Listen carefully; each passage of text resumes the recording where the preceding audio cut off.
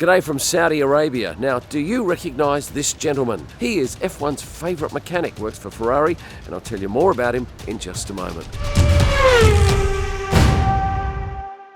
Let me introduce you to Alessandro Fusaro. He's Charles Leclerc's #1 mechanic.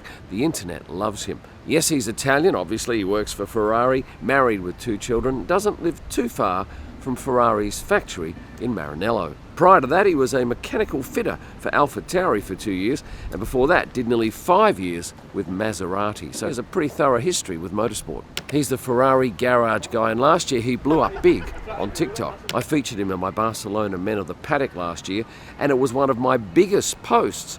But get this, 75% of the comments were about him, and he was up against Mbappe and Neymar, huge names in world sport. At some point though, he changed his Instagram to private because he was so immensely popular and getting so many messages and requests. Some call him the Gaston of F1. I had to look that up.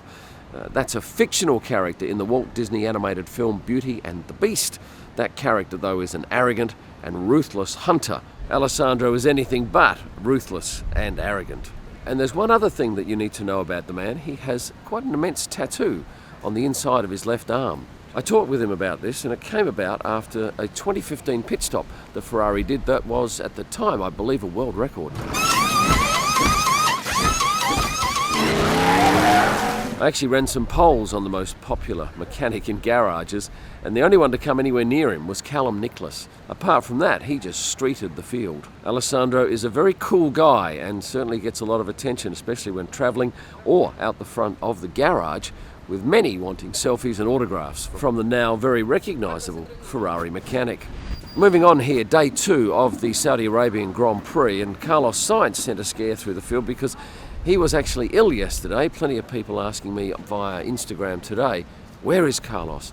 Well, I tell you what, he arrived very late, about 38 minutes prior to the start of FP1, and there was some doubt if he'd be running. Well, he did run, and he made it over to the garage at about 8 minutes prior to the session.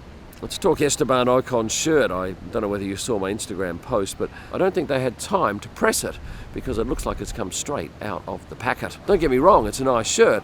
It just looked a bit odd, the fact that you could see all the crease marks. Valtteri Bottas, I had a chat with him briefly yesterday about his mullet and how long he was likely to keep it, because it's quite long now, certainly over collar length at the back, but he reckons he's good for at least another couple of months with that.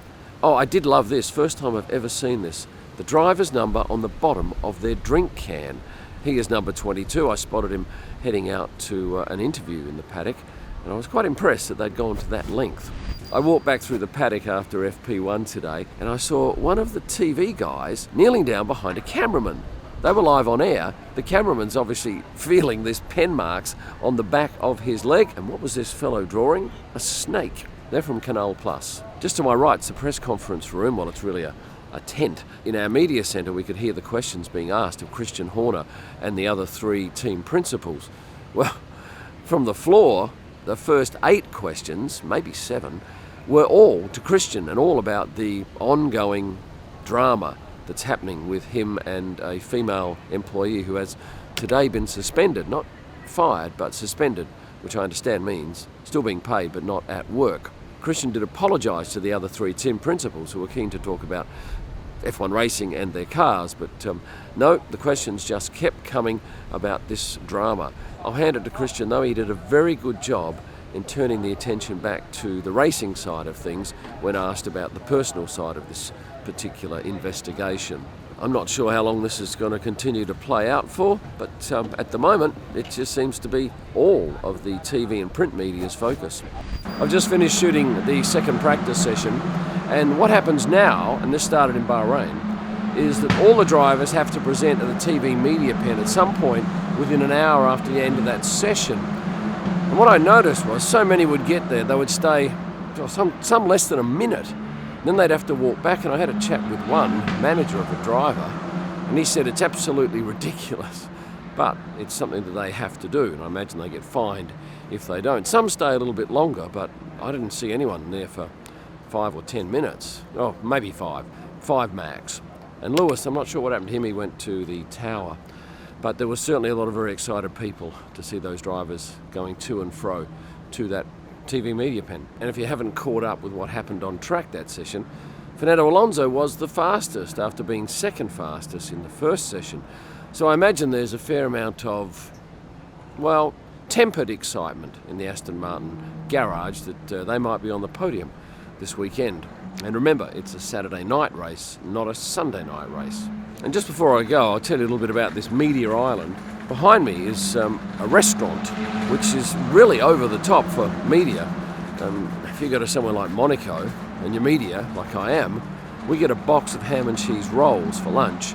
And for breakfast, it's some croissants and chocolate au pain. So we're most grateful to these tracks that go that extra mile for us. With that said, I'm going to ask you to like this video, and for the 50% that haven't yet subscribed, please be a subscriber, and you'll find a whole lot of extra content here. Thanks for watching, and stay passionate.